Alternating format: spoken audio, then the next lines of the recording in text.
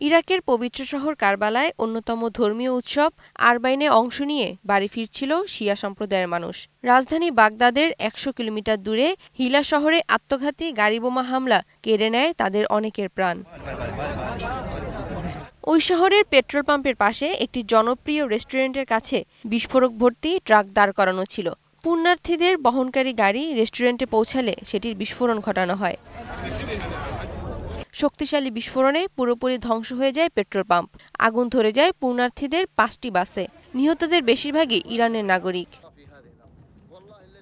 হামলার পর আমাক নিউজ এজেন্সিতে দায় স্বীকার করে বিবৃতি দিয়েছে জঙ্গি গোষ্ঠী আইএস। তাদের দাবি, হামলায় নিহত হয়েছে অন্তত ২০০ জন। চলতি বছর শিয়া মুসলিমদের লক্ষ্য করে বেশ কয়েকবার হামলা চালিয়েছে আইএস। এসব হামলায় প্রাণ হারিয়েছে ৫ শতাধিক মানুষ। মহিতুন রিয়া, ২১শে টেলিভিশন।